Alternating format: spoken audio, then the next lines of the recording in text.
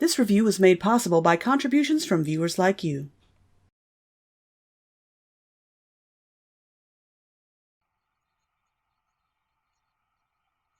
Greetings, honored guests, and welcome to Bobsheauxween.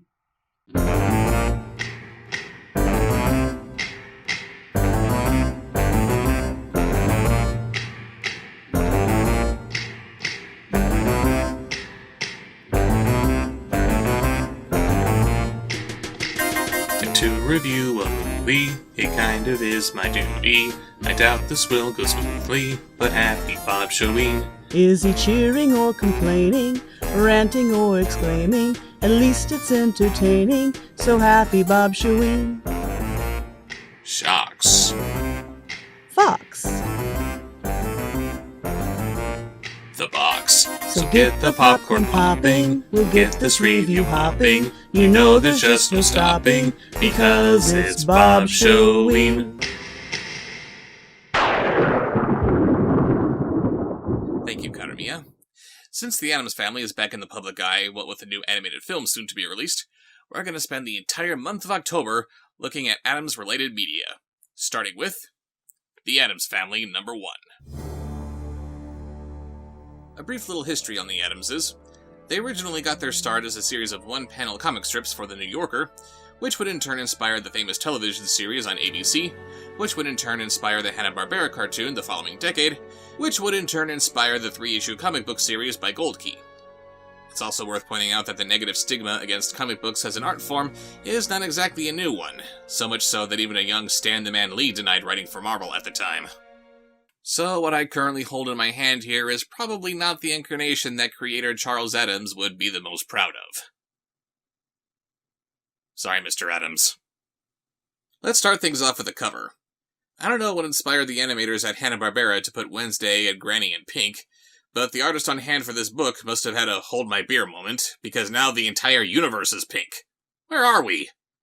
I don't know, some kind of a pink void on a giant plane of yellow? Whatever, backgrounds are for chumps anyway.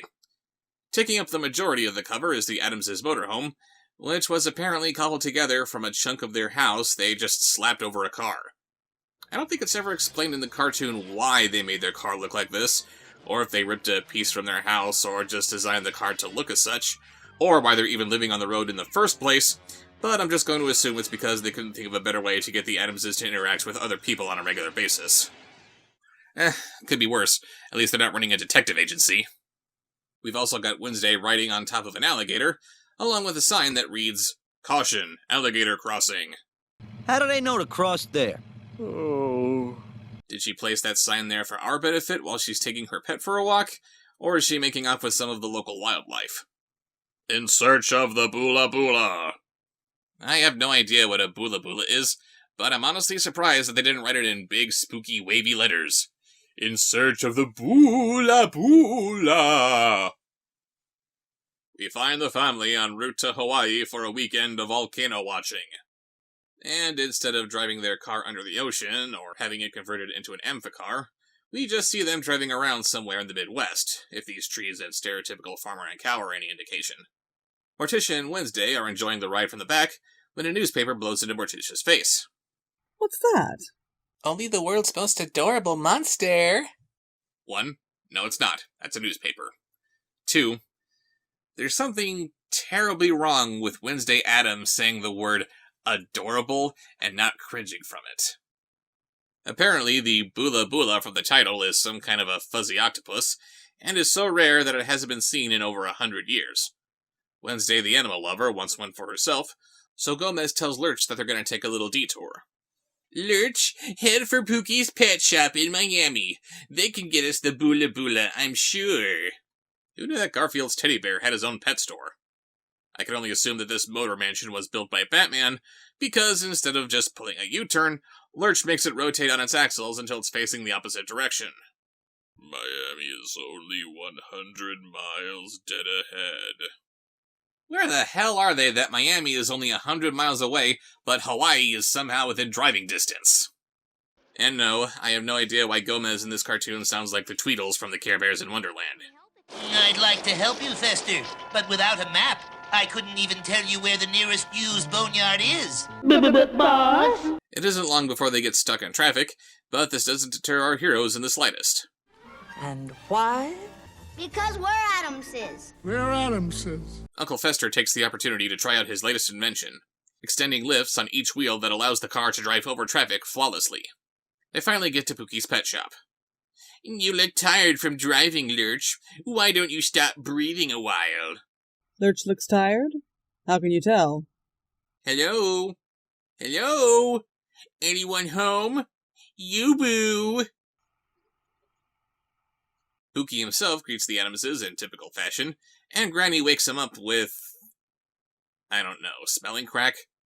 They offer him $10,000 up front to find the Bula Bula, as well as another $20,000 for finishing the job.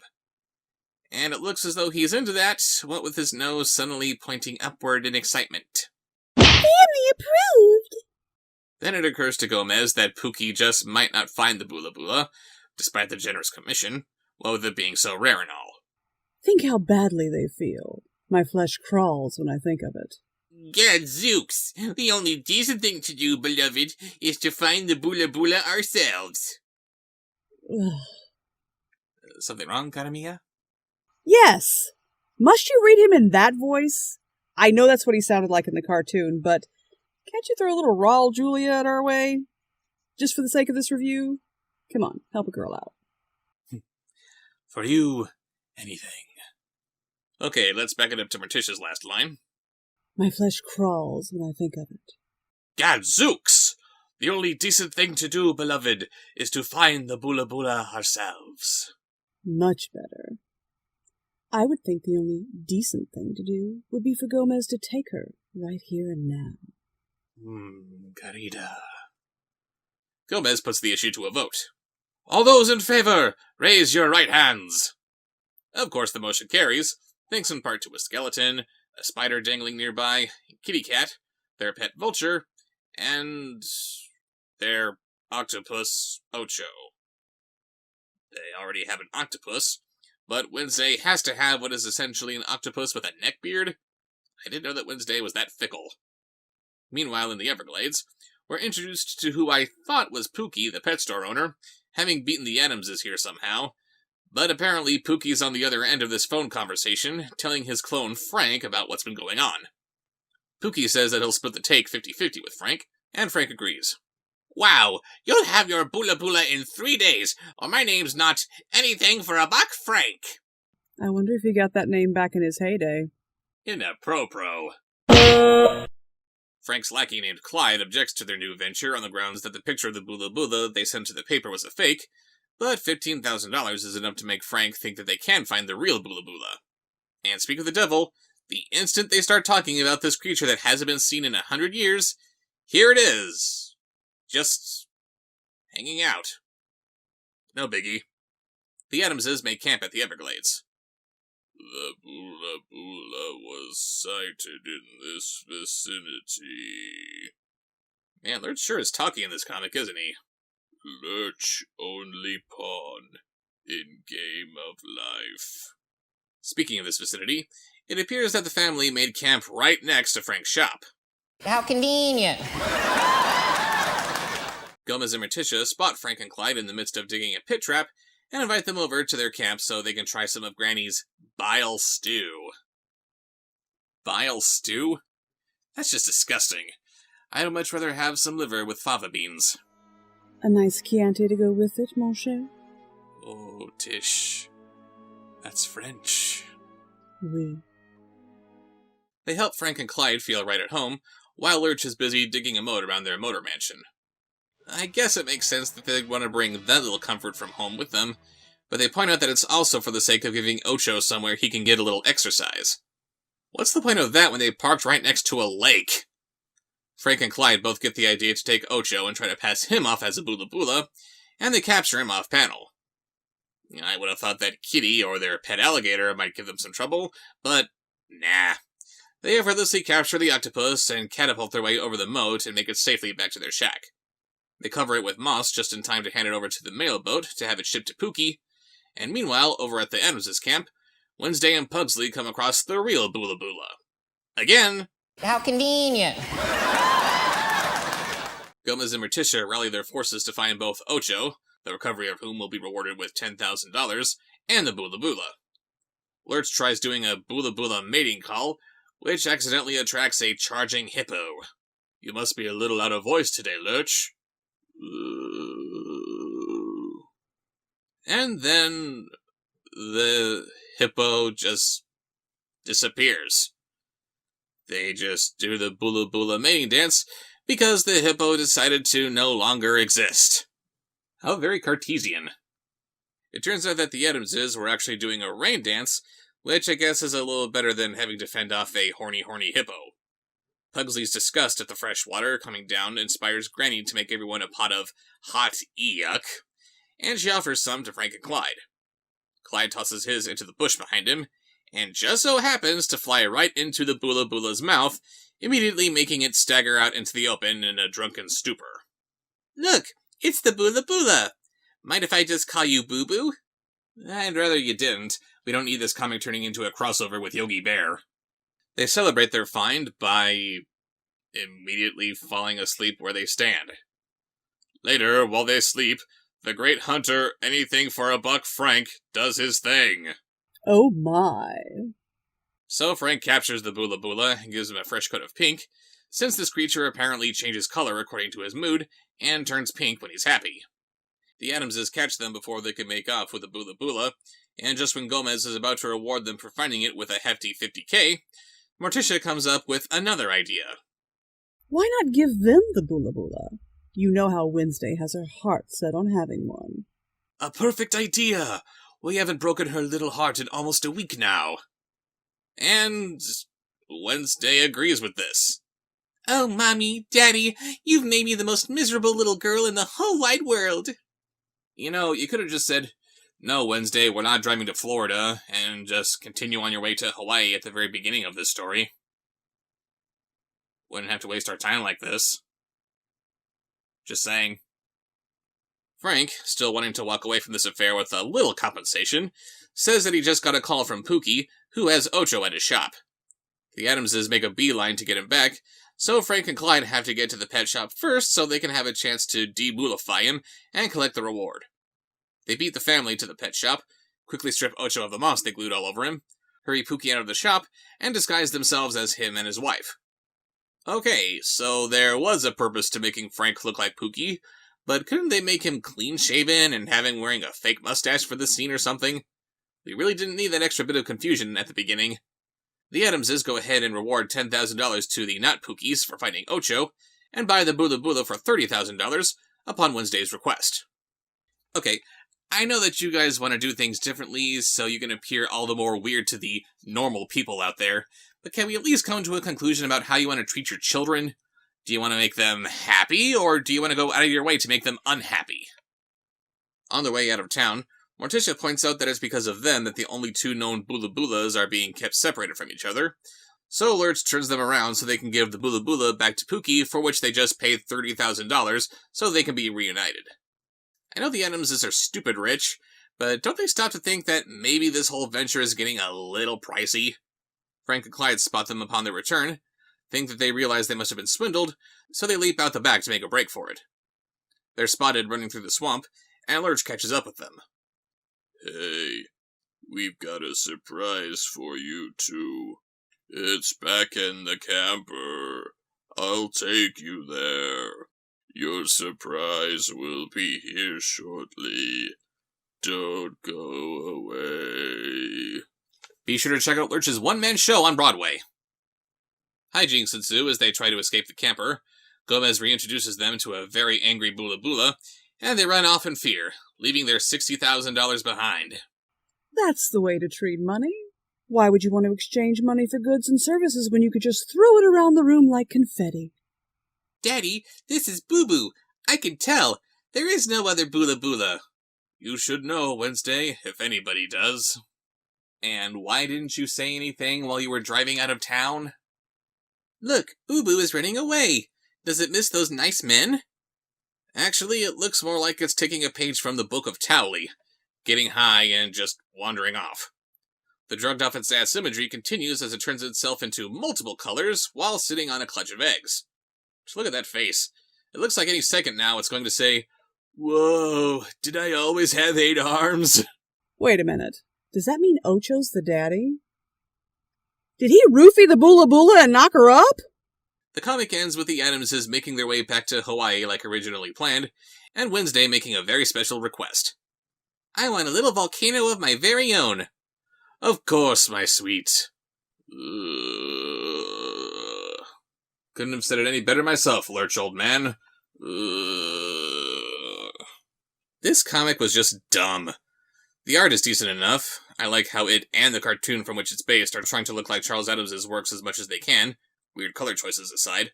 But other than a handful of normal people acting scared around them, there's nothing really about this comic that says, "Addams family." We don't get any of Gomez and Morticia fawning over each other. We don't get the kids torturing each other. What little we get of Granny's bizarre culinary talents and Fester's flair for invention just seems more like fan service than anything. Save for the Addams' financial resources allowing them to do whatever and whenever, it just feels like any family with an 8-foot zombie butler could have been in this story. This comic deserves nothing less than the Addams seal of approval. Or maybe disapproval? I'm not sure. Anyway, it's going in the box.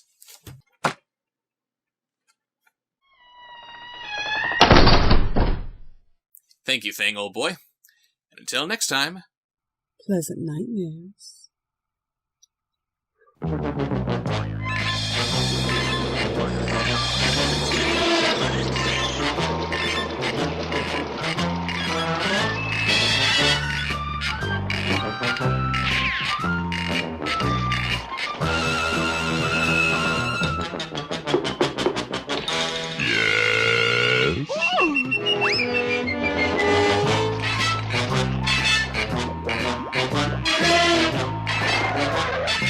Hey, look!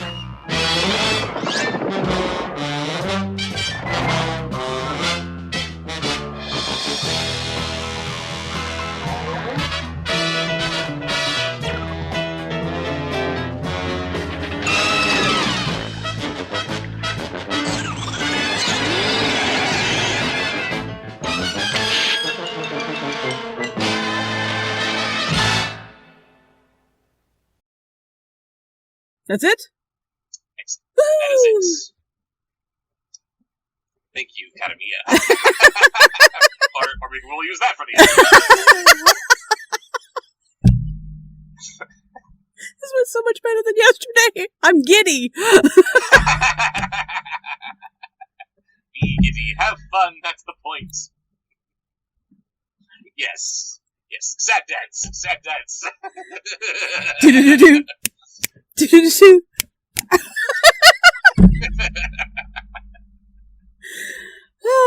Okay. Let me stop this before I make even more of a fool of myself. No, keep going. This is good. No! Remember what we said? Silly celibacy. Silly celibacy. I'm never gonna have sex again. Not if you keep calling me silly. No.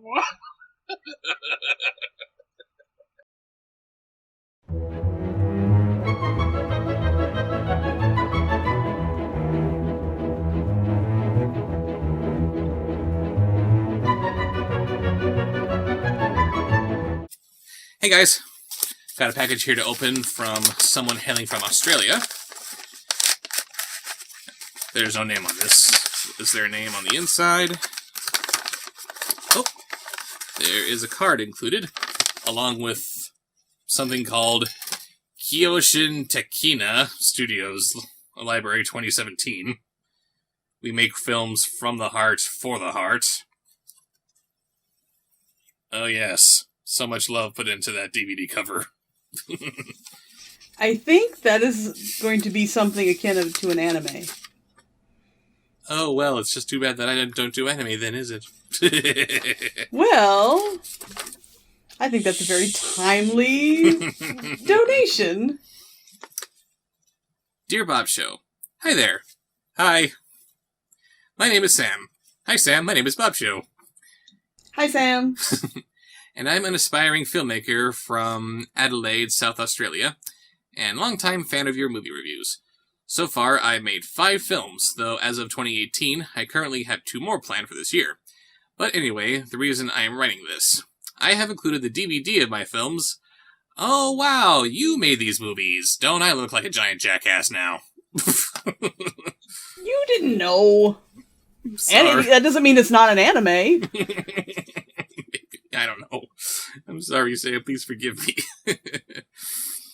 DVDs of my films, which you may feel free to watch in your own time.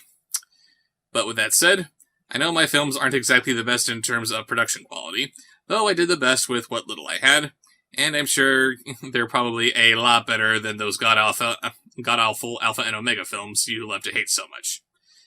For the record, I don't love to hate anything. They just make me very good at it. There is a difference. And as far as your production values, everybody has to start somewhere. The fact that you're making movies is impressive all on its own. It is. It really is. You can always improve. And if you're already saying that your admittedly crap films are better than Alpha and Omega, I'll believe you.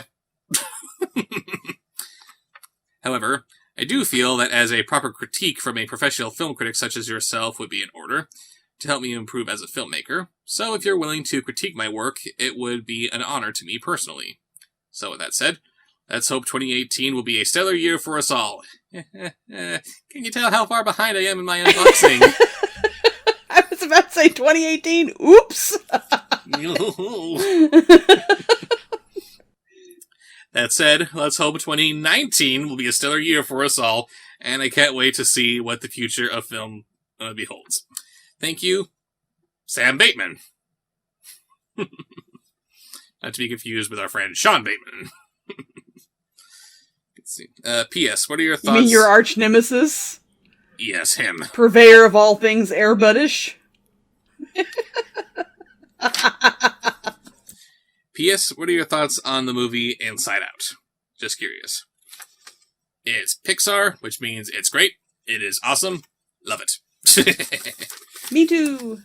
That is the shortest review I'll probably ever give.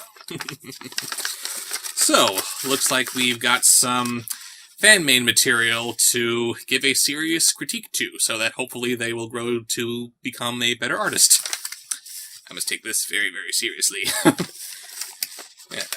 Again, sorry Sam for just assuming the worst here, but this is actually the first time someone has sent me a movie that they made for the sake of me reviewing.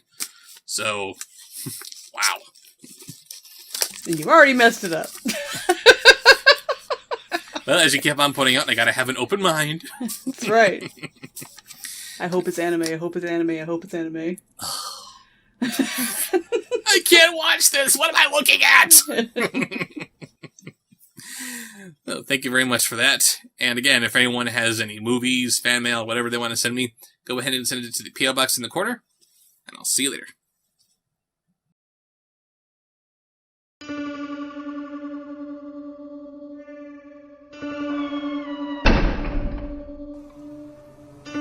Subscribe, like, follow, comment.